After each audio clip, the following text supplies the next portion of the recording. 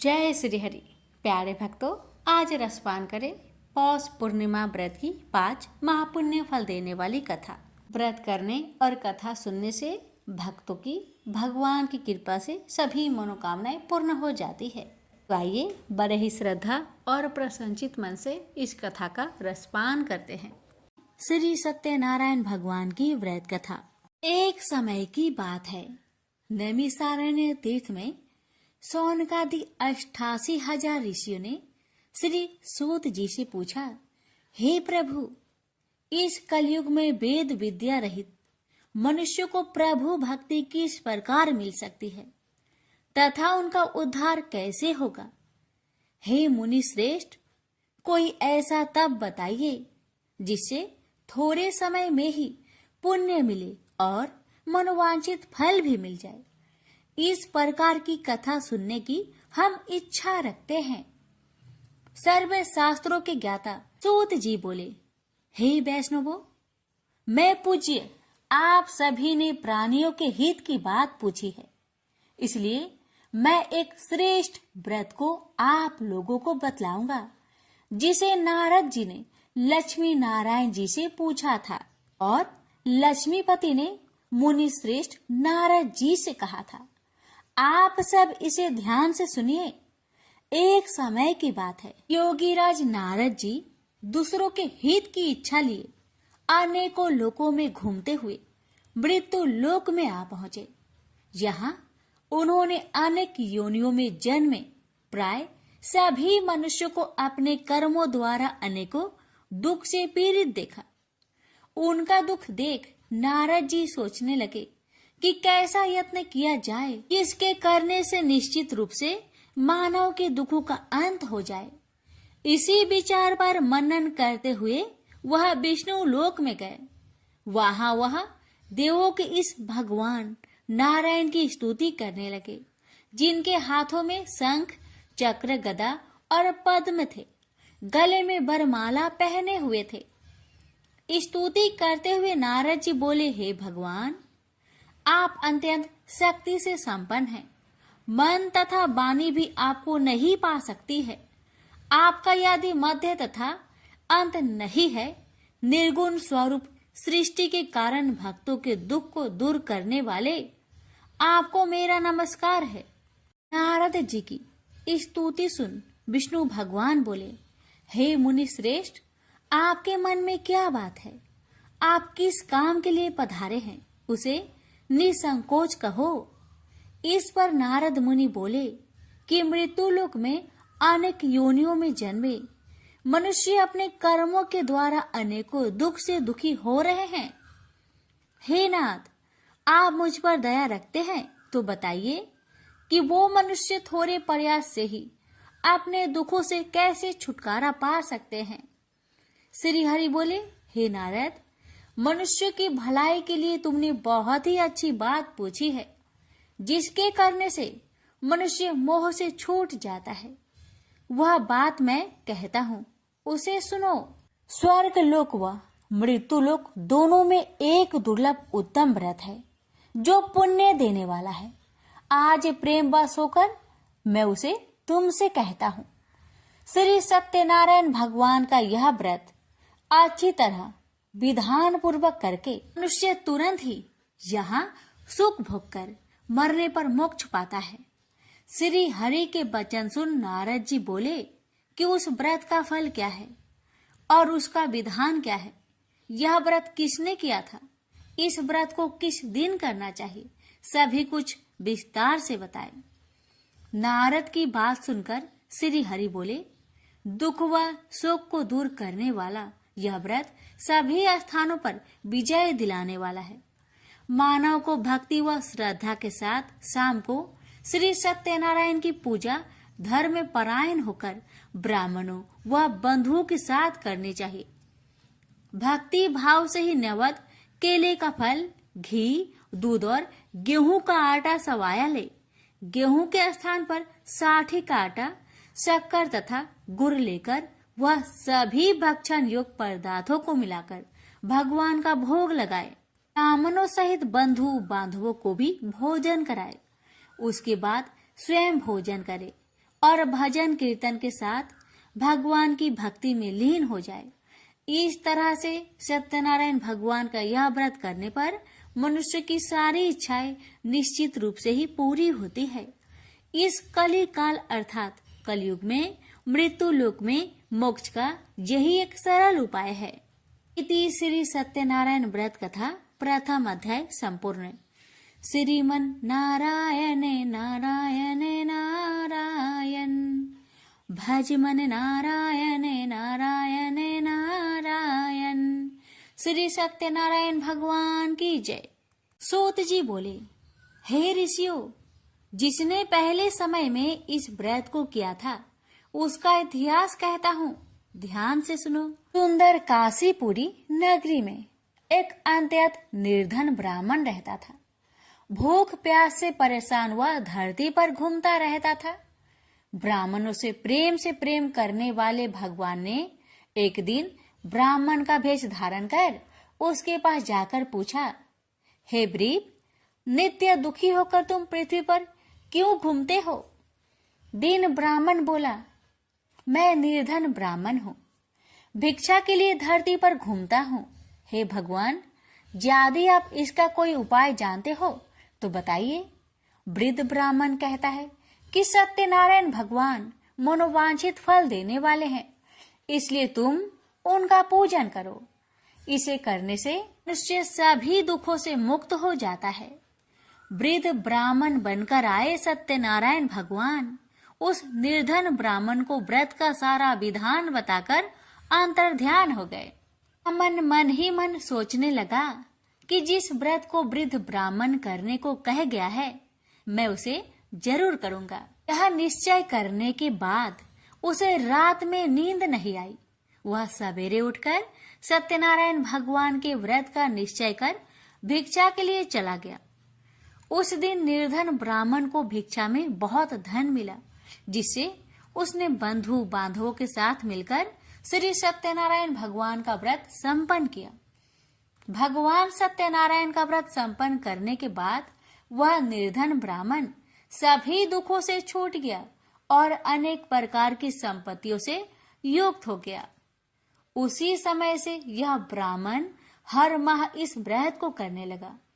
इस तरह से सत्यनारायण भगवान के व्रत को जो भी मनुष्य करेगा वह सभी प्रकार के पापों से छूटकर मोक्ष को प्राप्त होगा। जो मनुष्य इस व्रत को करेगा वह भी सभी दुखों से मुक्त हो जाएगा। सूत जी बोले कि इस तरह से नारद जी से नारायण जी का कहा हुआ श्री सत्यनारायण व्रत को मैंने तुमसे कहा, हे ब्रीपो, मैं अब और क्या कहूँ? ऋषि बोले, हे मुनिवर, संसार में उस ब्रीप से सुनकर और किस किस ने इस व्रत को किया, हम सब इस बात को सुनना चाहते हैं। इसके लिए हमारे मन में श्रद्धा का भाव है। सूत जी बोले, हे मुनियों, जिसने इस व्रत को किया है वह सब सुनो। एक समय वही ब्रीप धन व ऐश्वर्य के अनुसार अपने बंधु बांधवों के साथ इस व्रत को करने को तैयार हुआ। उसी समय एक लकड़ी बेचने वाला बूढ़ा आदमी आया और लकड़ियां बाहर रखकर अंदर ब्राह्मण के घर में गया।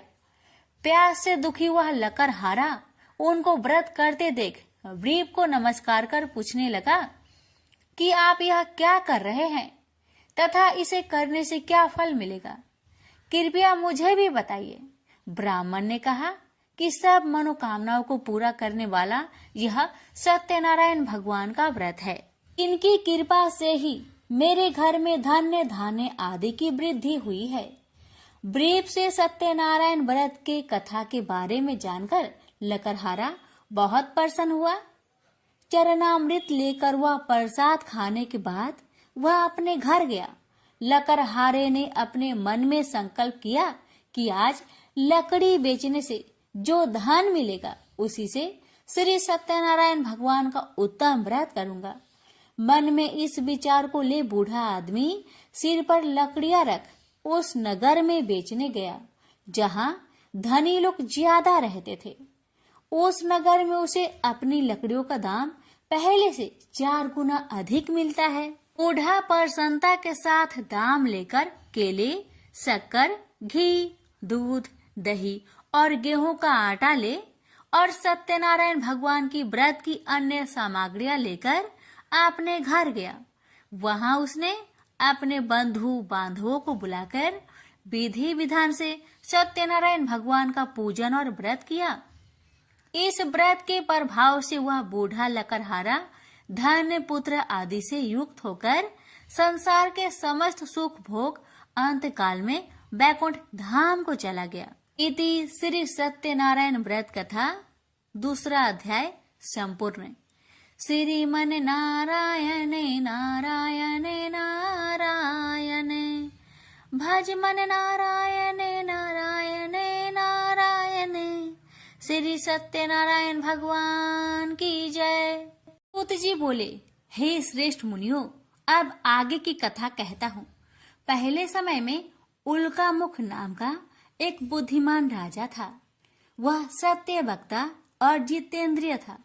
प्रतिदिन देव स्थानों पर जाता और निर्धनों को धन देकर उनके कष्ट दूर करता था। उसकी पत्नी कमल के समान मुख वाली तथा सती साध्वी थी। भद्रशिला नदी के तट पर उन दोनों ने श्री सत्यनारायण भगवान का व्रत किया। उसी समय साधु नाम का एक वैश्य आया। उसके पास व्यापार करने के लिए बहुत सा धन भी था। राजा को व्रत करते देखकर वह विनय के साथ पूछने लगा, हे राजन, भक्ति भाव से पूर्ण होकर आप यह क्या कर रहे हैं?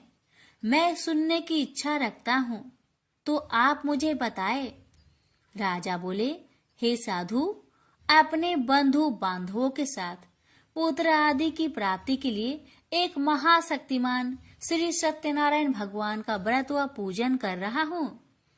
राजा के वचन सुन साधु आदर से बोला, हे राजन, मुझे इस व्रत का सारा विधान कहिए। आपके कथा अनुसार मैं भी इस व्रत को करूँगा।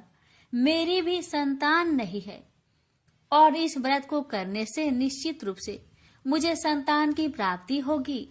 राजा से व्रत का सारा विधान सुनकर व्यापार से निवृत्त हो वह अपने घर गया।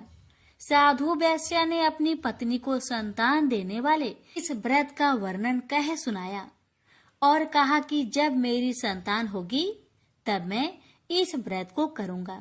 साधु ने इस तरह के वचन अपनी पत्नी लीलावती से कहे। एक दिन लीलावती पति के साथ आनंदित हो सांसारिक धर्म में प्रवृत्त होकर सत्यनारायण भगवान की कृपा से गर्भवती हो गई। 10वें महीने में उसके गर्भ से एक सुंदर कन्या ने जन्म लिया। दिनों दिन वह ऐसे बढ़ने लगी जैसे कि शुक्ला पक्ष का चंद्रमा बढ़ता है। माता पिता ने अपनी कन्या का नाम कलावती रखा। एक दिन लीलावती ने मीठे शब्दों में अपने पति को याद दिलाया कि आपने सत्यनारायण भगवान के जिस व्रत को करने का संकल्प किया था उसे करने का समय आ गया है। आप इस व्रत को करिए। साधु बोला कि हे प्रिय, इस व्रत को मैं उसके विवाह पर करूंगा। इस प्रकार अपनी पत्नी को अवशासन देकर वह नगर को चला गया। कलावती पिता के घर में रह वृद्धि को प्राप्त हो गई। साधु ने एक बार नगर में अपनी कन्या को सखियों के साथ देखा तो तुरंत ही दूत को बुलवाया और कहा कि मेरी कन्या की योग वर देखकर आओ। साधु की बात सुनकर दूत कंचन नगर में पहुंचा और वहां देखभाल कर लड़की के सुयोग बनिक पुत्र को ले आया। सुयोग लड़के को देख साधु ने बंधु बांधवों को बुलाकर अपनी पुत्री का विवाह कर दिया। लेकिन दुर्भाग्य की बात ये कि साधु ने अभी भी श्री सत्यनारायण भगवान का व्रत नहीं किया। इस पर श्री भगवान क्रोधित हो गए और श्राप दिया कि साधु को अत्यधिक दुख मिले। अपने कार्य में कुशल साधु बनिया जमाई को लेकर समुद्र के पास स्थित होकर रत्नासारपुर नगर में गया। वहां जाकर दामाद ससुर दोनों मिलकर चंद्रकेतु राजा के नगर में व्यापार करने लगे। एक दिन भगवान सत्यनारायण की माया से एक चोर राजा का धन चुराकर भाग रहा था। उसने राजा के सिपाहियों को अपना पीछा करते देख चुराया हुआ धन वहां रख दिया जहाँ साधु अपने जमाई के साथ ठहरा हुआ था। राजा के सिपाहियों ने साधु वैश्य के पास राजा का धन पड़ा देखा तो वह ससुर जमाई दोनों को बांधकर प्रसन्नता से राजा के पास ले गए और कहा कि उन दोनों चोरों को हम पकड़ लाए हैं, आप आगे की कार्यवाही की आज्ञा दे।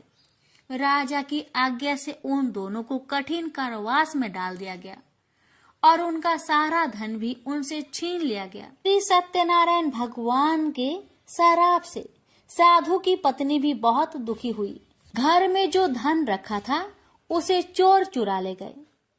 शारीरिक तथा मानसिक पीड़ा व भूख प्यास से अति दुखी हो अन्न की चिंता में कालावती के ब्राह्मण के घर गई। वहां उसने श्री सत्यनारायण भगवान का व्रत होते देखा, फिर कथा भी सुनी। वह प्रसाद ग्रहण कर वह रात को घर वापस आई। माता ने कलावती से पूछा कि हे पुत्री, अब तक तुम कहाँ थी, तेरे मन में क्या है? कलावती ने अपने माता से कहा, हे माता, मैंने एक ब्राह्मण के घर में श्री सत्यनारायण भगवान का व्रत देखा है। कन्या के वचन सुन लीलावती भगवान की पूजन की तैयारी करने लगी।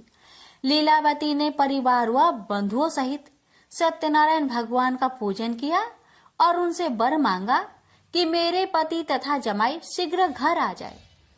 साथ ही यह भी प्रार्थना की कि हम सबका अपराध क्षमा करे। श्री सत्यनारायण भगवान इस व्रत से संतुष्ट हो गए और राजा चंद्रकेतु को सपने में दर्शन दे कहा कि हे राजन, तुम उन दोनों वेश्या को छोड़ दो और तुमने उनका जो धन लिया है उसे वापस कर दो।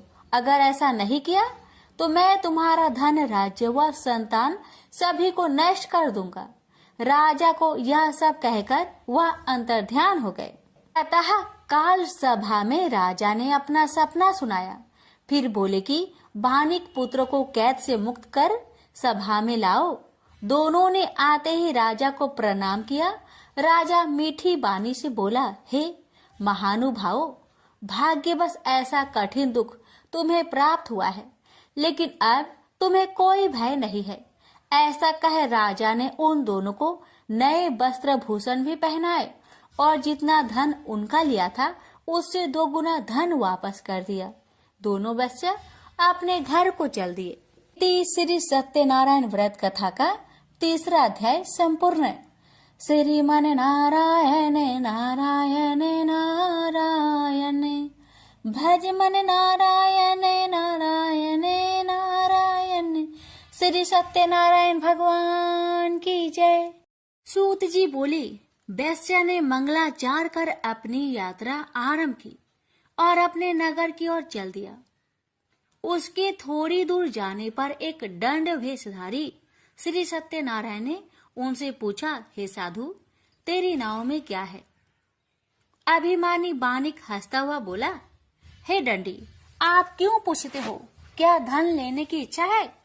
मेरी नाव में तो बेल व पत्ते भरे हुए हैं। वैश्या के कठोर वचन सुन भगवान बोले, तुम्हारा वचन सत्य हो। दंडी ऐसे वचन कहे वहां से दूर चले गए। कुछ दूर जाकर समुद्र के किनारे बैठ गए। दंडी के जाने के बाद साधु वैश्या ने नित्य क्रिया के पश्चात नाव को ऊंची उठते देखकर अचंभा माना और नाव में बेल पत्ते आदि देख वह मूर्छित हो जमीन पर गिर पड़ा।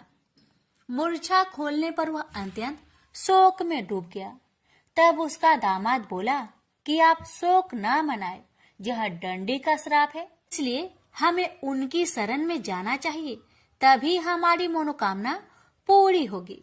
दामाद की बात सुनकर वह दंडी के पास पहुंचा और अत्यंत भक्ति भाव नमस्कार करके बोला, मैंने आपसे जो असत्य वचन कहे थे उनके लिए मुझे क्षमा दे।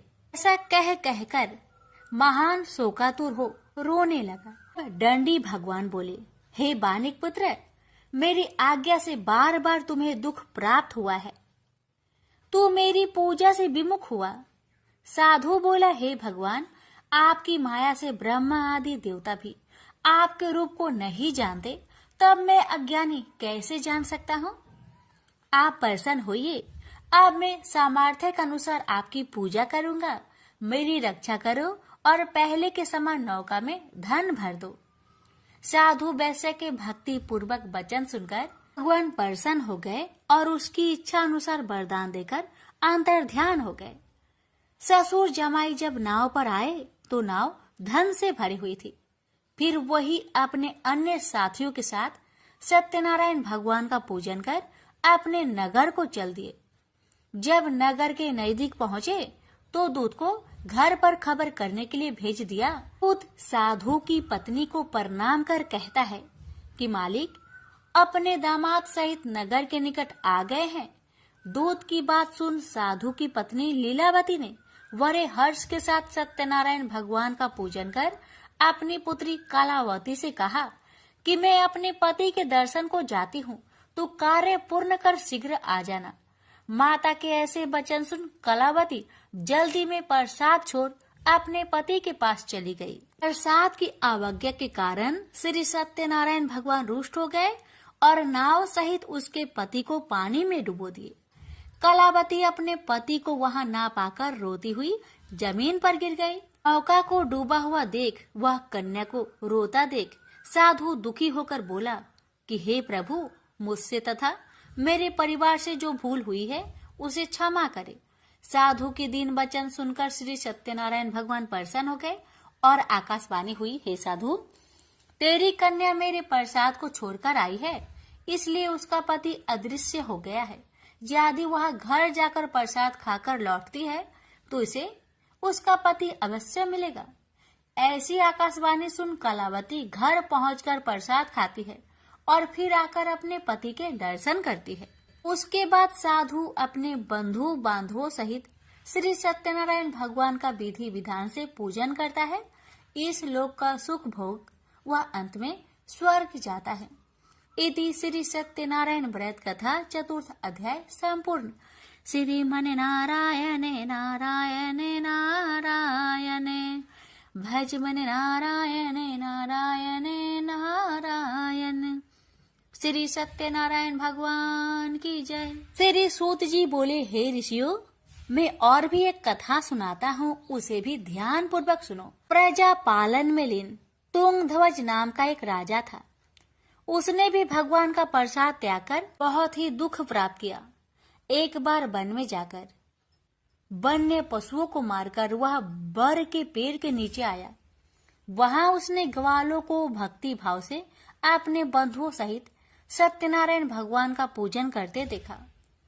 अभिमान बस राजा ने उन्हें देखकर भी पूजा स्थान में नहीं गया, ना ही उसने भगवान को नमस्कार किया।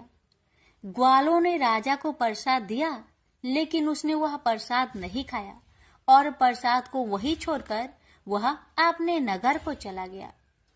जब वह नगर में पहुंचा तो वहां सब कुछ तहस नहस हुआ पाया, तो वह शीघ्र ही समझ गया कि यह सब भगवान ने ही किया है। वह दोबारा ग्वालों के पास पहुंचा और विधि पूर्वक पूजा कर प्रसाद खाया, तो श्री सत्यनारायण भगवान की कृपा से सब कुछ पहले जैसा हो गया। दीर्घ काल तक सुख भोगने के बाद मरोना उपरांत उसे स्वर्ग लोक की प्राप्ति हुई। तो मनुष्य परम दुर्लभ इस व्रत को करेगा तो भगवान सत्यनारायण की अनुकंपा से उसे धन्य धान्य की प्राप्ति होगी। निर्धन धनी हो जाता है और भय मुक्त हो जीवन जीता है। संतानहीन मनुष्य को संतान सुख मिलता है और सारे मनोरथ पूर्ण होने पर मानव अंत काल में वैकुंठ धाम को जाता है। सूत जी बोले, जिन्होंने पहले इस व्रत को किया है, अब उनके दूसरे जन्म की कथा कहता हूँ। वृद्ध संतानंद ब्राह्मण ने सुदामा का जन्म लेकर मोक्ष की प्राप्ति की। लकरहारे ने अगले जन्म में निषाद बनकर मोक्ष प्राप्त किया। उल्कामुख नाम का राजा दशरथ होकर बैकुंठ को गए। साधु नाम के वैश्य ने मोरध्वज बनकर अपने पुत्र को आरे से चीरकर मोक्ष पाया। महाराज तुंगध्वज ने स्वयंभू होकर भगवान में भक्ति युक्त हो कर्म कर मोक्ष पाया। श्री सत्यनारायण व्रत कथा का 5वां अध्याय संपूर्ण हुआ। श्रीमन नारायण नारायण नारायण भज मन नारायण नारायण नारायण श्री सत्यनारायण भगवान की जय। द्वापर युग में एक समय की बात है कि यशोदा जी ने कृष्ण से कहा, हे कृष्ण, तुम सारे संसार के उत्पन्न करता, पोषक तथा उसके संहार करता हो। आज कोई ऐसा व्रत मुझसे कहो जिसके करने से मृत्यु लोक में स्त्रियों को विधवा होने का भय ना रहे तथा यह व्रत सभी मनुष्य की मनोकामनाएं पूर्ण करने वाला हो। श्री कृष्ण कहने लगे, हे माता, तुमने अति सुंदर प्रश्न किया है। मैं तुमसे ऐसे ही व्रत को सविस्तार कहता हूँ।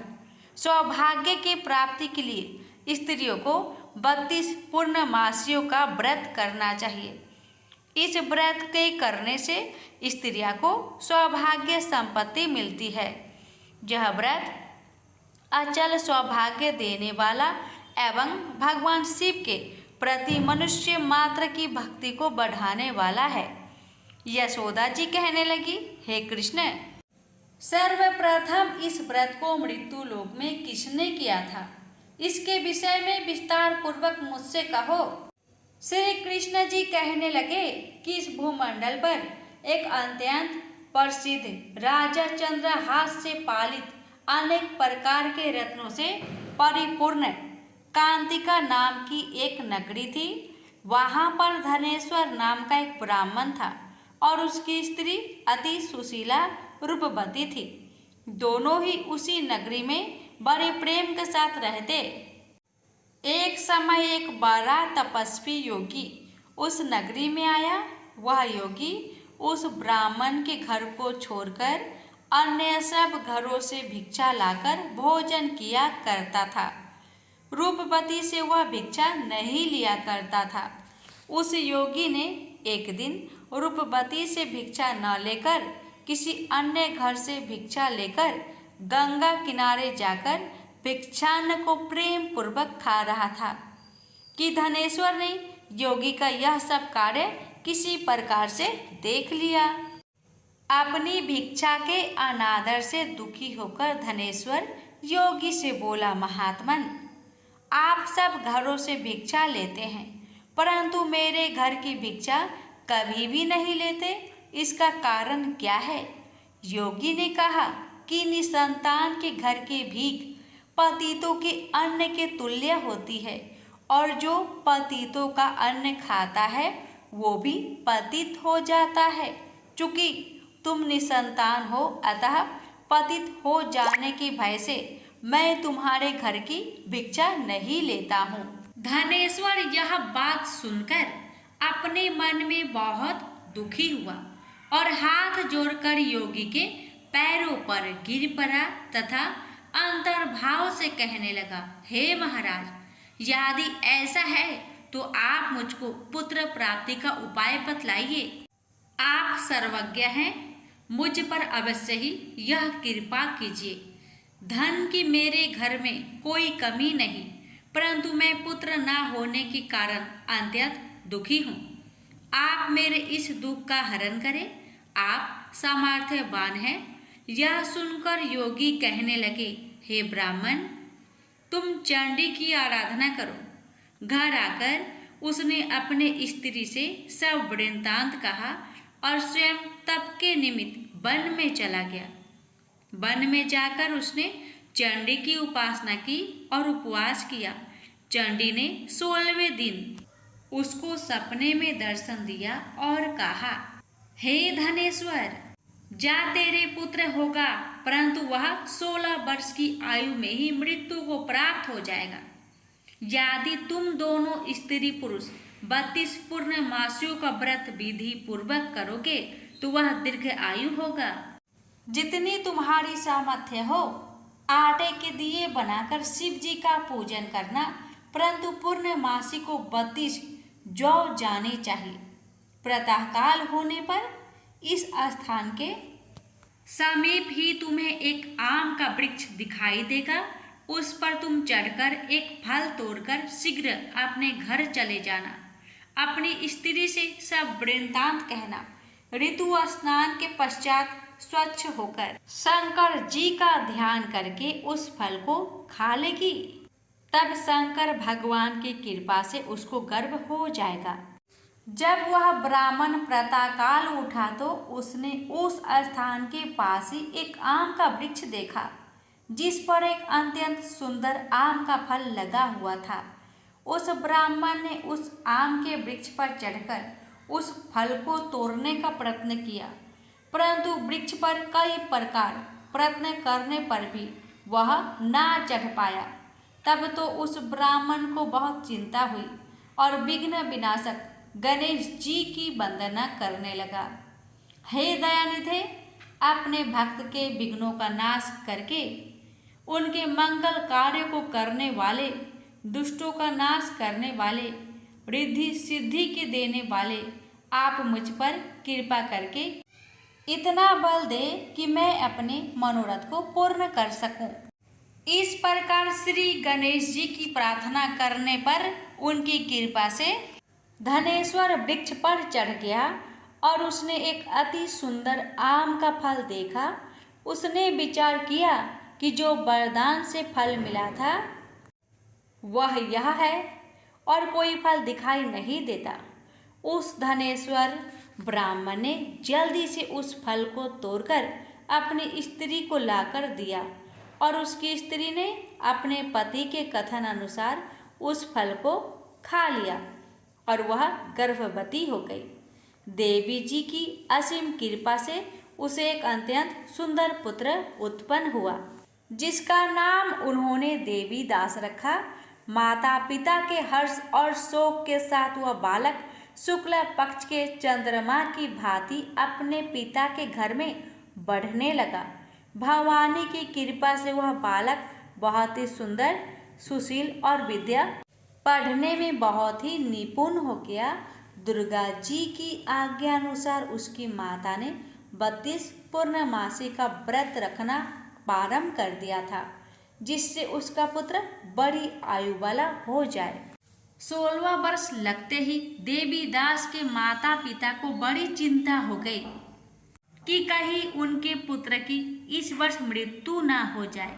इसलिए उन्होंने अपने मन में विचार किया कि यदि यह दुर्घटना उनके सामने हो गई तो वे कैसे सहन कर सकेंगे।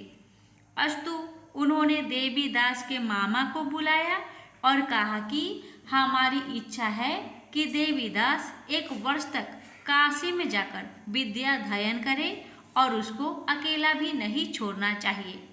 इसलिए साथ में तुम चले जाओ और 1 वर्ष के पश्चात इसको वापस लौटा लाना। सब प्रबंध करके उसके माता पिता ने काशी जाने के लिए देवी दास को एक घोड़े पर बैठाकर उसके मामा को उसके साथ कर दिया, किंतु यह बात उसके मामा या किसी और से नहीं कही। धनेश्वर ने सपत्नीक अपने पुत्र की मंगल कामना तथा दीर्घ आयु के लिए भगवती दुर्गा की आराधना और पूर्णमासियों का व्रत करना आरंभ कर दिया। इस प्रकार बराबर 32 पूर्णमासी का व्रत पूरा किया। कुछ समय पश्चात एक दिन वह दोनों मामा और भांजा मार्ग में रात्रि बिताने के लिए किसी ग्राम में ठहरे हुए थे। उस दिन उस गांव में एक ब्राह्मण की अत्यंत सुंदरी, सुशीला, विदुषी और गुणवती कन्या का विवाह होने वाला था। जिस धर्मशाला के अंदर वर और उसकी बारात ठहरी हुई थी, उस धर्मशाला में देवीदास और उसके मामा भी ठहरे हुए थे। संयोगवश कन्या को तेल आदि चढ़ाकर मंडप आदि का कृत्य किया गया तो लगन के समय वर को धनुर्वात हो गया। अस्तु वर के पिता ने अपने कुटुंबियों से परामर्श करके निश्चय किया कि यह देवीदास मेरा पुत्र जैसा ही सुंदर है, मैं इसके साथ ही लगन करा दूं और बाद में विवाह के अन्य कार्य मेरे लड़के के साथ हो जाएंगे।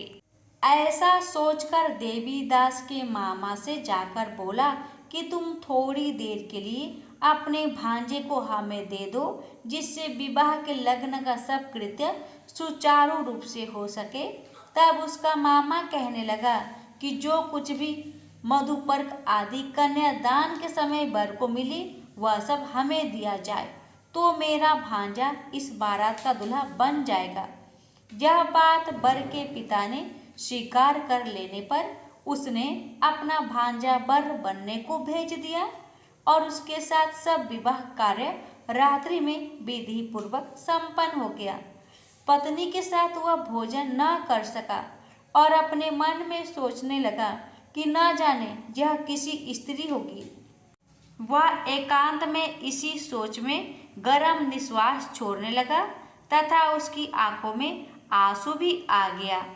तब वधू ने पूछा कि क्या बात है, आप इतने उदासीन व दुखी क्यों हो रहे हैं? तब उसने सब बातें जो वर के पिता व उसके मामा में हुई थी उसको बतला दी। तब कन्या कहने लगी कि यह ब्रह्म विवाह के विपरीत हो कैसे सकता है? हे देव, ब्राह्मण और अग्नि के सामने मैंने आपको ही अपना पति बनाया है, इसलिए आप ही मेरे पति हैं। मैं आपकी ही पत्नी रहूंगी, किसी अन्य की कदापि नहीं। तब देवीदास ने कहा, ऐसा मत करिए, क्योंकि मेरी आयु बहुत थोड़ी है। मेरे पश्चात आपकी क्या गति होगी, इन बातों को अच्छी तरह विचार लो। परंतु वह दृढ़ विचार वाली थी, बोली कि जो आपकी गति होगी वही मेरी गति होगी। हे स्वामी, आप उठिए और भोजन करिए, आप निश्चय ही भूखे होंगे। इसके बाद देवीदास और उसकी पत्नी दोनों ने भोजन किया तथा शेष रात्रि वे सोते रहे। प्रातःकाल देवीदास ने अपनी पत्नी को 3 नगों से जड़ी हुई एक अंगूठी दी, एक रुमाल दिया और बोला, हे प्रिय, इसे लो और संकेत समझकर स्थिर चित हो जाओ। मेरा मरण और जीवन जानने के लिए एक पुष्प वाटिका बना लो, उसमें सुगंधी वाली एक नौ मल्लिका लगा लो, उसको प्रतिदिन जल से सींचा करो और आनंद के साथ खेलो कूदो तथा उत्सव मनाओ। जिस समय और जिस दिन मेरा प्रांत होगा ये फूल सूख जाएंगे और जब ये फिर हरे हो जाए तो जान लेना कि मैं जीवित हूँ। यह बात निश्चय करके समझ लेना, इसमें कोई संचय नहीं है। यह समझाकर वह चला गया। प्रातःकाल होते ही वहां पर गाजे बाजे बजने लगे और जिस समय विवाह के कार्य समाप्त करने के लिए वर तथा सब बाराती मंडप में आए तो कन्या ने वर को भली प्रकार से देखकर अपने पिता से कहा, यह मेरा पति नहीं है, मेरा पति वही है जिसके साथ रात्रि में मेरा पानी ग्रहण हुआ था। इसके साथ मेरा विवाह नहीं हुआ है। यदि यह वही है तो बताए कि मैंने इसको क्या किया। मधुपर्क और कन्यादान के समय जो मैंने भूषण आदि दिए थे उन्हें दिखाए तथा रात में मैंने क्या गुप्त बातें कही थी वह सब सुनाए। पिता ने उसके कथन अनुसार वर को बुलाया। कन्या की यह सब बातें सुनकर वह कहने लगा कि मैं कुछ नहीं जानता। इसके पश्चात लज्जित होकर वह अपना सा मुंह लेकर चला गया और सारी बारात भी अपमानित होकर वहां से लौट गई। भगवान श्री कृष्ण बोले, हे माता, इस प्रकार देवीदास काशी विद्याध्ययन के लिए चला गया। जब कुछ समय बीत गया तो काल से प्रेरित होकर एक सर्प रात्रि के समय उसको डसने के लिए वहां पर आया। उस विषधर के प्रभाव से उसके शयन के स्थान चारों ओर से विष की ज्वाला से विषैला हो गया, परंतु व्रत राज के प्रभाव से उसको काटने न पाया, क्योंकि पहले ही उसकी माता ने 32 पूर्णिमा का व्रत कर रखा था। इसके बाद वह मध्या के समय स्वयं काल वहां पर आया और उसके शरीर से उसके प्राणों को निकालने का प्रयत्न करने लगा, जिससे वह मूर्छित होकर पृथ्वी पर गिर पड़ा। भगवान की कृपा से उसी समय पार्वती जी के साथ श्री शंकर जी वहां पर आ गए।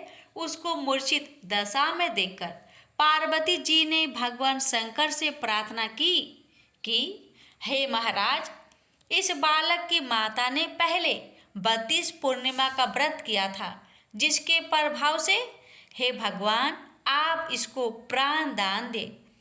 भवानी के कहने पर भक्त वत्सल भगवान श्री शिव जी ने उसको प्राण दान दे दिया।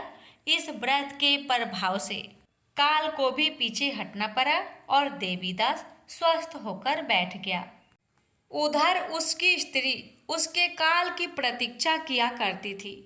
जब उसने देखा कि उस पुष्प वाटिका में पत्र पुष्प कुछ भी नहीं रहे तो उसको बड़ा आश्चर्य हुआ, और जब वह वैसे ही हरी भरी हो गई तो वह जान गई कि वह जीवित हो गए हैं।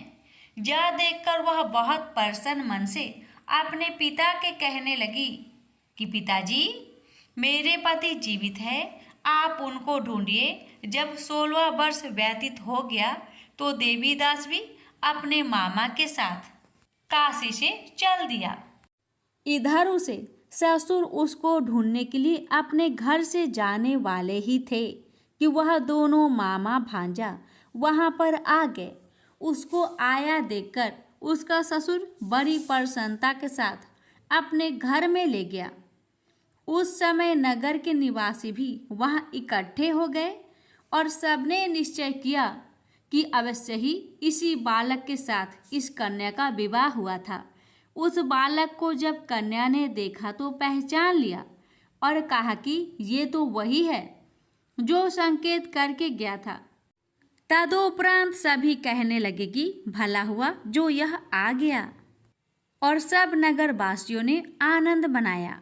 कुछ दिन बाद देवीदास अपनी पत्नी और माता के साथ अपने ससुर के घर से बहुत सा उपहार आदि लेकर अपने घर के लिए प्रस्थान किया। जब वह अपने गांव के निकट आ गया तो कई लोगों ने उसको देखकर उसके माता पिता को पहले ही जाकर खबर दे दी कि तुम्हारा पुत्र देवीदास अपनी पत्नी और मामा के सहित आ रहे हैं। ऐसा समाचार सुनकर पहले तो उन्हें विश्वास ही नहीं हुआ, किंतु जब और लोगों ने भी आकर उनकी बात का समर्थन किया तो उनको बड़ा आश्चर्य हुआ। लेकिन थोड़ी देर में देवीदास ने आकर अपने माता पिता के चरणों में अपना सिर रखकर प्रणाम किया और उसकी पत्नी ने अपने सास ससुर के चरणों को स्पर्श किया तो माता पिता ने अपने पुत्र और पुत्रवधू को अपने हृदय से लगा लिया और दोनों की आंखों में प्रेम अश्रु बह चले। अपने पुत्र और पुत्रवधू के आने की खुशी में धनेश्वर ने बड़ा भारी उत्सव किया और ब्राह्मणों को भी बहुत सी दान दक्षिणा देकर प्रसन्न किया। श्री कृष्ण जी कहने लगे कि इस प्रकार धनेश्वर 32 पूर्णिमाओं की व्रत के प्रभाव से पुत्रवान हो गया। जो भी स्त्रियां इस व्रत को करती है वे जन्म जन्मांतर में वैधव का दुख नहीं भोगती और सदैव सौभाग्यवती रहती है। यह मेरा वचन है, इसमें कोई संदेह नहीं मानना। यह व्रत पुत्र पौत्रों को देने वाला तथा संपूर्ण मनोकामनाओं को पूर्ण करने वाला है। 32 पूर्णिमाओं के व्रत करने से व्रत की सब इच्छाएं भगवान शिव जी की कृपा से पूर्ण हो जाती है। प्रेम से बोलिए हर हर महादेव। अब आइए जानते हैं 32 पूर्णिमा व्रत की पूजन विधि के बारे में। एक बार माता लक्ष्मी भगवान विष्णु से पूछती है, हे स्वामी, तुलसी के पास दीपक जलाने का क्या महत्व है और रोज शाम को तुलसी के पास दिया क्यों जलाया जाता है? इससे मनुष्य को कौन सा फल प्राप्त होता है? तुलसी के पास दीपक जलाने की विधि क्या है तथा दीपक जलाते समय कौन से मंत्र का उच्चारण करना चाहिए? कृपया आप मुझे विस्तार से बतलाइए। तब भगवान विष्णु जी कहते हैं, हे देवी, आज आपने समस्त मानव जाति के कल्याण के लिए बहुत ही महत्वपूर्ण प्रश्न किया है। आपके इस प्रश्न का उत्तर देने से पूर्व मैं आपको एक प्राचीन कथा सुनाता हूं, जिससे आपको सभी प्रश्न के उत्तर मिल जाएंगे।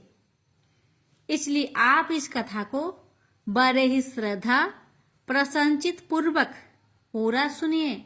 इस कथा को ध्यान से पूरा सुनने मात्र से ही मनुष्य को, भक्तों को 100 वर्षों तक तुलसी के पास दीपक जलाने का पुण्य प्राप्त हो जाता है। फिर माता लक्ष्मी कहती है, हे स्वामी, हे भगवान, मैं इस कथा को सुनने के लिए बड़ी उत्सुक हूं। कृपया आप इस कथा को सुनाना प्रारंभ कीजिए। तब भगवान विष्णु माता लक्ष्मी को वह कथा सुनाने लग जाते हैं कि हे देवी, पूर्व काल की बात है।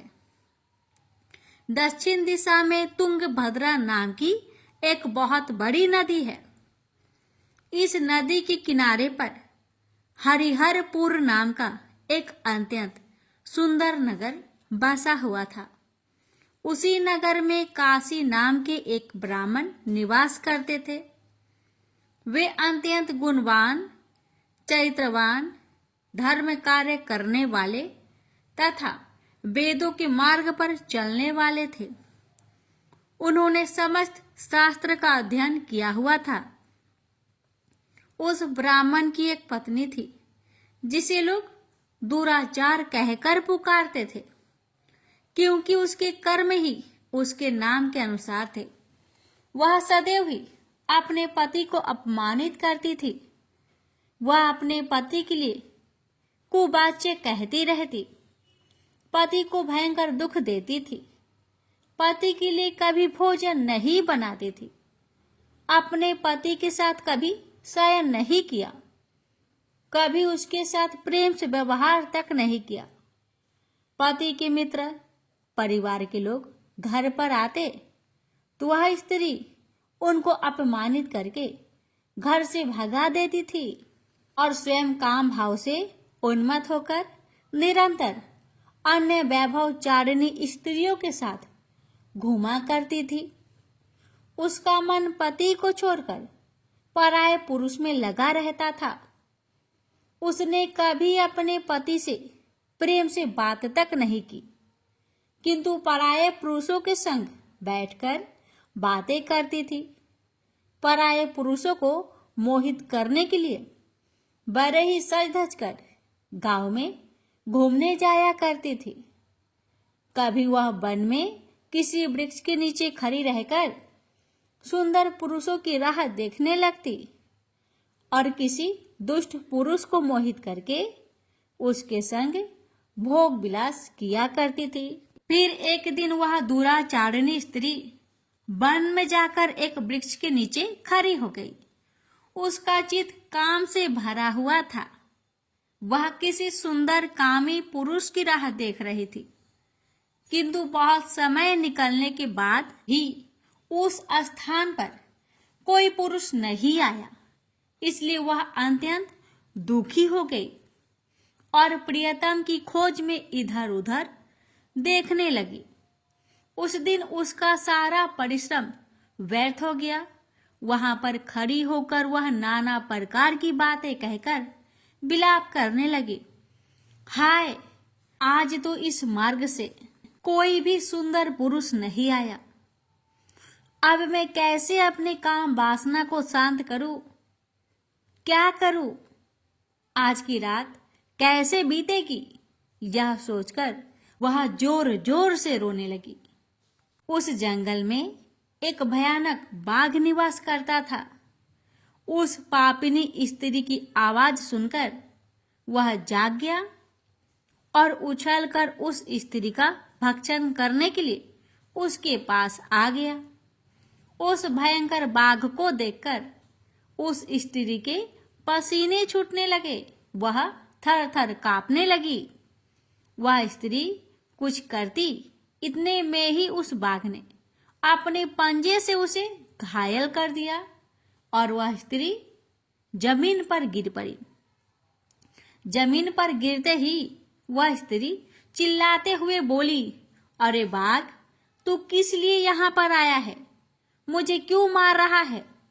मैं यहाँ पर अपने प्रियतम को खोज रही हूँ। तू मुझे छोड़ दे। मेरा भक्षण करके तुझे क्या मिलेगा? उस स्त्री की बात सुनकर वह भयानक बाघ क्षण भर के लिए रुक गया और हंसते हुए बोला, ए दुष्टा, आज विधाता ने मुझे मेरा ग्रास नियुक्त किया है। तुझ जैसी पापिनी स्त्रियों का भक्षण करना ही मेरा काम है, तभी मुझे इस शरीर से मुक्ति मिलेगी। बाघ की बात सुनकर वह स्त्री कहने लगी, हे बाघ, तुम कौन हो? मुझे सच सच बताओ, तुम्हें किस कारण से बाघ की योनि में जन्म लेना पड़ा और तुम मुझ जैसी स्त्रियों का भक्षण क्यों करते हो? पहले मुझे सारी बात बताओ और फिर मेरा भक्षण करो। फिर बाघ कहने लगा, हे पापिनी, मैं तुझे मेरे पूर्व जन्म का वृत्तांत सुनाता हूं कि किस कारण मुझे बाघ बनना पड़ा। पूर्व काल में दक्षिण देश में एक नदी थी। उस नदी के तट पर एक नगरी बसी हुई थी। उस नगरी में मैं निवास करता था। मैं एक ब्राह्मण का पुत्र था और नदी किनारे बैठकर यज्ञ आदि कार्य किया करता था। मैंने उस जन्म में अनेक पापियों के लिए यज्ञ किया, उन पापियों के घर का भोजन किया। मैंने धन के लोभ से अनेक पापियों के लिए कार्य किए। जिन वस्तुओं का दान ब्राह्मण को नहीं लेना चाहिए, उन वस्तुओं का दान मैंने ग्रहण किया और दूसरों से धन लेता था, लेकिन कभी वापस नहीं करता था। इस प्रकार से पाप करते हुए मुझे बहुत साल बीत गए और मैं बूढ़ा हो गया। मेरे बाल दाढ़ी सब सफेद हो गए, आंखें सूज गई, मुंह के सारे दांत गिर गए, लेकिन फिर भी मेरी दान लेने की आदत नहीं छूटी और मैं पाप करता गया। फिर एक दिन मैं धन के लोभ से नदी किनारे गया और अन्य धूर्त ब्राह्मणों के साथ मिलकर हमने लोगों को ठगा। झूठे मंत्र का कथन बोलकर हमने बिना विधि विधान से किए ही देवी देवताओं का पूजन किया और बहुत सारा धन दान में ले लिया। फिर उसी स्थान पर एक बीमार कुत्ते ने मेरे पैर में काट लिया और मैं मूर्छित होकर गिर पड़ा। उसी क्षण मेरे प्राण भी चले गए। फिर यम के दूत उस स्थान पर प्रकट हुए और मुझे पकड़कर यमपुरी ले गए। वहां पर यमराज ने चित्रगुप्त से मेरे कर्मों का लेखा जोखा निकालने के लिए कहा। फिर चित्रगुप्त कहने लगे, हे धर्मराज, इस ब्राह्मण ने घोर पाप किए हैं। इसने दूसरे से झूठ कहकर धन लूटा है। विधि विधान से पूजा ना करके झूठ मंत्र बोलकर भगवान का अपमान किया है। इसलिए यह पापी ब्राह्मण केवल नरक ही जाने के योग्य है। फिर यमराज ने अपने दूतों को आदेश देकर मुझे नरक की अग्नि में डाल दिया। अनेक वर्षों तक नरक की सजा भोगने के बाद मुझे बाघ का शरीर प्राप्त हुआ और मैं इस दुर्गम वन में निवास करने लगा। मैं अपने पूर्व जन्म के पापों को याद करके कभी भी कोई भी महात्मा पुरुष या फिर साधु संत हो, सती स्त्रियों का मैं भक्षण नहीं करता हूँ। मैं केवल पापी, दुराचारिणी तथा उल्टा स्त्रियों का ही भक्षण करता हूँ, ताकि मुझे पाप से मुक्ति मिल जाए। इस प्रकार से उस बाघ ने अपने पूर्व जन्म का पूरा कथा उस पापिनी को सुना दिया और फिर उस स्त्री से कहने लगा, हे पापिनी, तेरे आचरण से तू उल्टा दिखाई पड़ती है। अपने पति को छोड़कर तू इस वन में अन्य पुरुष के साथ भोग विलास करने आई है, इसलिए आज तो तू मेरा ग्रास अवश्य बनेगी। इतना कहकर उस बाघ ने अपने तीक्ष्ण नाखून से उस पापिनी स्त्री के टुकड़े टुकड़े करके उसे खा लिया। फिर उस स्थान पर यम के दूत प्रकट हुए और उस पापिनी स्त्री को उठाकर यमपुरी ले गए। वहां पर उसे यमराज के सामने खड़ा किया गया। फिर चित्रगुप्त ने उस स्त्री का लेखा जोखा निकालते हुए यमराज जी से कहने लगे, हे धर्मराज, यह स्त्री तो अत्यंत पापिनी है। इसने घोर पाप किए हैं। इसने व्यभिचार किया है। इसने अपनी पति की कभी सेवा नहीं की। अपने पति को भूलकर पराये पुरुषों के संग भोग विलास किया करती। उसके पाप को सुनकर यमराज जी ने उस स्त्री को अग्नि से भरे हुए कुंडों में डालने का आदेश दिया। अनेक वर्षों तक उसे उस कुंड में पकाया गया। फिर उसे निकालकर दूसरे नरक में डाल दिया गया।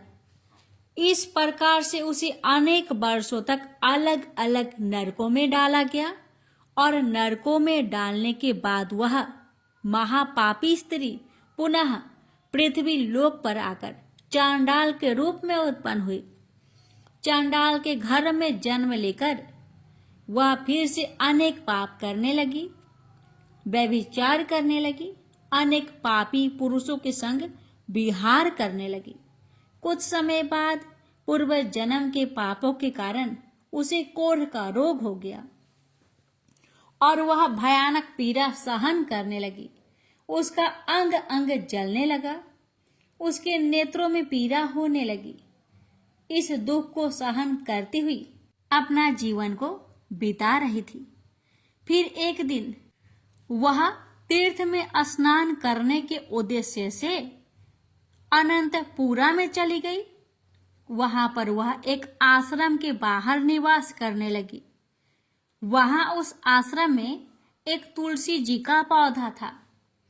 अन्य स्त्रियों को वहां पर तुलसी जी के पास दीपक जलाते हुए देखकर उस महापापी स्त्री ने भी वही किया। उसने तुलसी जी के पौधे के पास जाकर एक घी का दीपक जला दिया। फिर उसी रात हृदय घात से उसकी मृत्यु हो गई और यमराज के दूत उसे लेने के लिए आ गए। जैसे ही यम के दूत उस पापी स्त्री को पास में बांध कर ले जाने लगे, वैसे ही भगवान विष्णु के दो पार्षद उस स्थान पर प्रकट हुए और उन्होंने उन दोनों को रोक लिया और कहने लगे, हे दूतों, इस स्त्री को तुम छोड़ दो। यह नरक जाने की योग्य नहीं है। तुम किसके आदेश से ऐसा धर्म कर रहे हो? फिर यम के दूत कहने लगे, हे पार्षदों, हम यमराज के आदेश से इस पापी स्त्री को उठाकर ले जा रहे हैं, किंतु आप हमें किस कारण से रोक रहे हैं? यह स्त्री अत्यंत पापी है, महापापी है। इसने बहुत घोर पाप किए हैं। इसे नरक में जाने की आज्ञा मिली है। फिर पार्षद कहने लगे, हे दूतों, यह स्त्री तो विष्णु भगवान की भक्त है। यह नरक जाने की योग्य नहीं है। इसने शाम के समय तुलसी जी के पास दीपक जलाया है।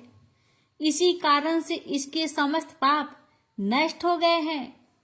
इसलिए अब यह नरक जाने की योग्य नहीं है। यह स्वर्ग जाने की अधिकारी बन चुकी है। पार्षदों की बात सुनकर यमदूतों ने उस स्त्री को उस स्थान पर छोड़ दिया और यमलोक लौट गए। वहां जाकर उन्होंने यमराज को सारा वृत्तांत सुना दिया। फिर भगवान विष्णु के पार्षद उस स्त्री को दिव्य विमान पर बैठाकर स्वर्ग ले गए। भगवान विष्णु कहते हैं, हे देवी, इस प्रकार से तुलसी के पास दीपक जलाने मात्र से ही मनुष्य के सभी पाप नष्ट हो जाते हैं, सभी संकट कट जाते हैं। जो स्त्री नित्य शाम को तुलसी जी के पास दीपक जलाती है, वह सौभाग्यशाली बन जाती है। उसके पूर्व जन्मों के सभी पाप नष्ट हो जाते हैं। उसे सुख समृद्धि की प्राप्ति होती है। रोज तुलसी के पास दीपक जलाते समय इस मंत्र का उच्चारण करना चाहिए। ओम तुलसी देवे च विद्महे विष्णु प्रियाय च धीमहि तन्नो वृंदा प्रचोदया। इसका अर्थ है, विष्णु प्रिया तुलसी, मैं आपको नमन करती हूँ। आप मुझे उच्च बुद्धि दीजिए। हे वृंदा, आप मेरे मन को रोशन करें। भगवान विष्णु कहते हैं, हे देवी, हजारों अमृत के घरों से नहलाने पर भी श्री हरि विष्णु को उतनी तृप्ति नहीं होती जितनी कि वे मनुष्य के द्वारा तुलसी का एक पत्ता चढ़ाने से प्राप्त करते हैं। 10,000 गौदान से मानव को जो फल प्राप्त करता है वही फल तुलसी पत्र के दान से पा लेता है। जो मृत्यु के समय अपने मुख में तुलसी पत्र का जल पा जाता है वह संपूर्ण पापों से मुक्त होकर भगवान श्री हरि विष्णु के धाम को जाता है। हिंदू धर्म में तुलसी के पौधे का महत्व सबसे अधिक है। इसकी सबसे पहले पूजा भगवान विष्णु ने की थी। भगवान विष्णु कहते हैं, जिस प्रकार से देवी लक्ष्मी से बैकुंठ को ऐश्वर्य प्राप्त है उसी प्रकार से बैकुंठ में तुलसी के कारण ही पवित्रता प्राप्त है। पृथ्वी लोक पर जिस स्थान पर भी तुलसी का पौधा होगा उस स्थान पर कभी बुराई का वास नहीं होगा। ऐसा स्थान सबसे अधिक पवित्र होगा। इसी कारण से हमें हमारे घर में तुलसी का पौधा अवश्य लगाना चाहिए। इस प्रकार से भगवान विष्णु ने तुलसी के पास दिया जलाने का महत्व महिमा बताए। अगर कथा अच्छी लगे तो कमेंट बॉक्स में तुलसी महारानी की जय अवश्य लिखें और इस वीडियो को एक शेयर अवश्य करें। भगवान विष्णु आप सभी भक्तों की हर मनोकामना को पूर्ण करे। प्रेम से बोलिए जय श्री हरि। भगवान बोले, हे लक्ष्मी, संसार अश्वत्थ पीपल के समान है, जिसकी पुरुष रूप जड़ ऊपर है, चराचर शाखा नीचे है, वेद इसके पत्ते हैं। जो यह जानता है वही वेद का ज्ञाता है। इसकी शाखा ऊपर नीचे फैली हुई है। सत्य, रज, तम और गुण इसकी रज वाहिनी नसें हैं, जिनसे इनका पालन होता है। शब्द रूप इनकी डालियां हैं। वह पीछे कर्म रूप में प्रकट होने वाली इसकी जड़ नीचे मनुष्य लोक में और भी नीचे तक चली गई है। और अश्वत्थ का यह रूप इसका आदि अंत और आकार संसारी प्राणी के ध्यान में नहीं आता, तथापि इसकी जड़ गहरी है।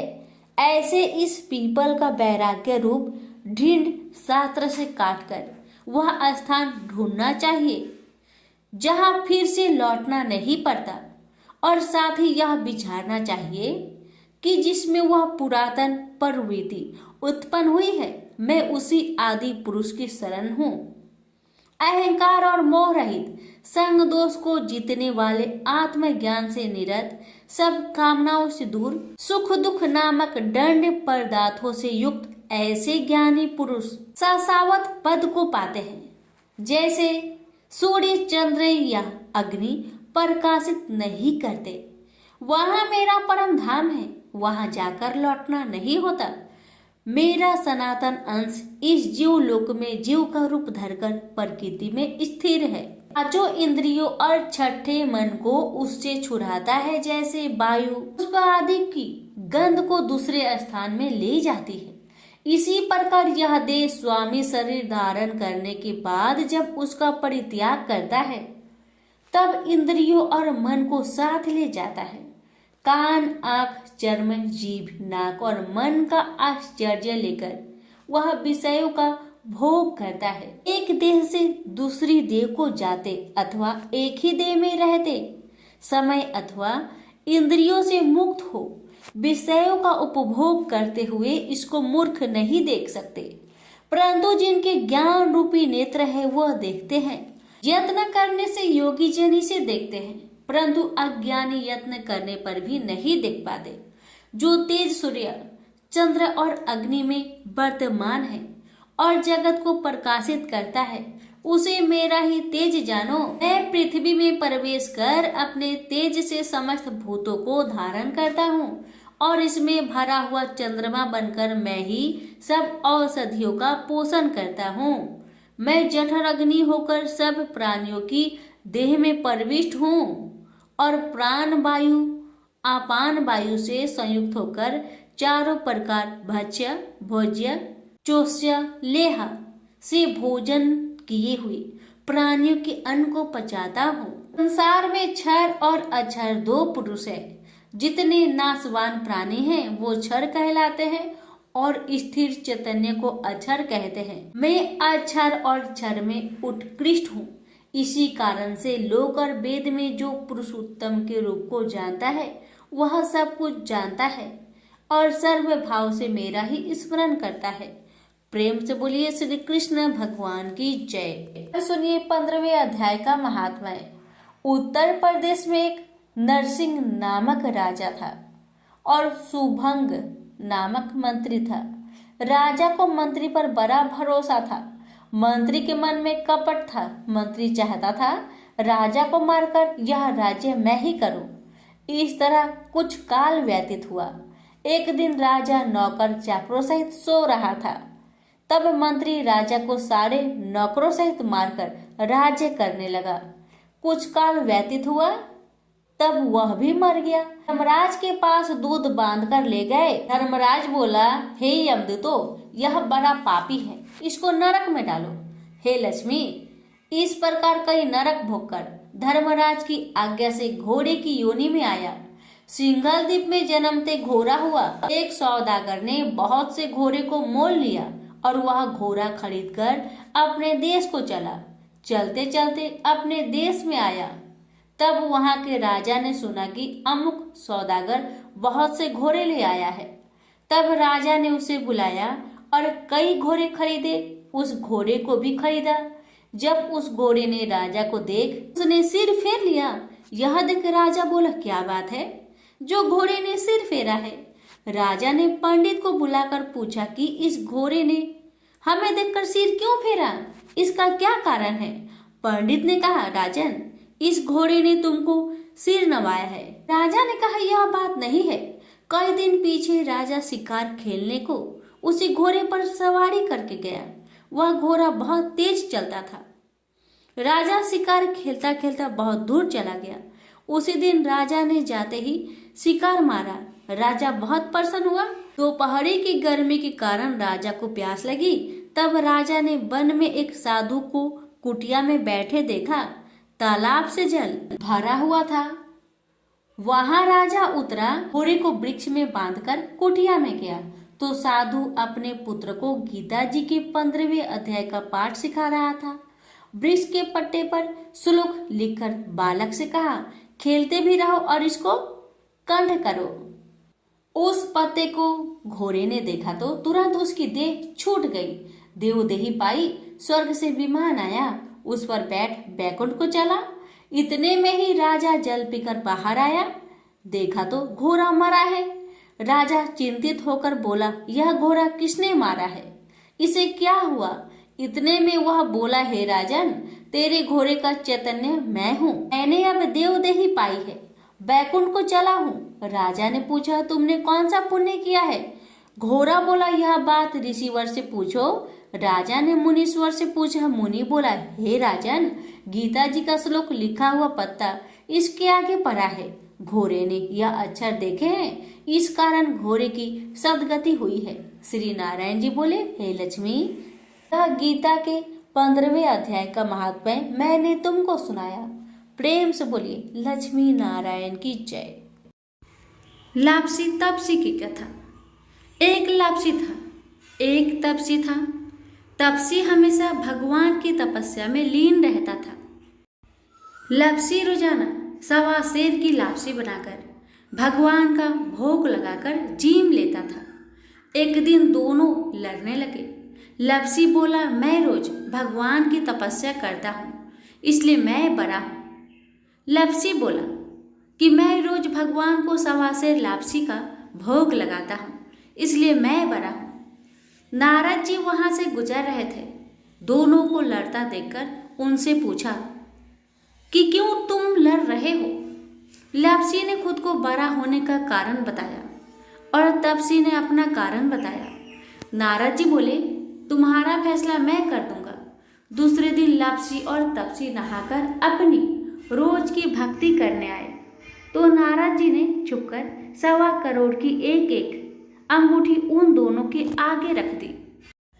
तपसी की नजर जब अंगूठी पर पड़ी तो उसने चुप चुपचाप अंगूठी उठाकर अपने नीचे दबा ली। लप्सी की नजर अंगूठी पर पड़ी, लेकिन उसने ध्यान नहीं दिया।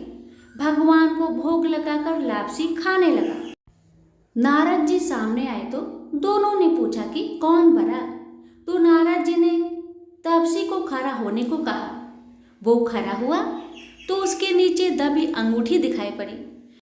नारद जी ने तपसी से कहा, तपस्या करने के बाद भी तुम्हारी चोरी करने की आदत नहीं गई, इसलिए लप्सी बरा है और तुम्हें तुम्हारी तपस्या का कोई भी फल नहीं मिलेगा। तपसी शर्मिंदा होकर माफी मांगने लगा। उसने नारद जी से पूछा, मुझे मेरी तपस्या का फल कैसे मिलेगा? नारद जी ने कहा, यदि कोई गाय और कुत्ते की रोटी नहीं बनाएगा तो फल तुझे मिलेगा। यदि कोई ब्राह्मण को भोजन करवाकर दक्षिणा नहीं देगा तो फल तुझे मिलेगा। यदि कोई साड़ी के साथ ब्लाउज नहीं देगा तो फल तुझे मिलेगा। यदि कोई दिए से दिया जलाएगा तो फल तुझे मिलेगा। यदि कोई सारी कहानी सुने लेकिन तुम्हारी कहानी नहीं सुने तो फल तुझे मिलेगा। उसी दिन से हर व्रत कथा कहानी के साथ लापसी तपसी की कहानी भी सुनी और कही जाती है। प्रेम से बोलिए लक्ष्मी नारायण की जय।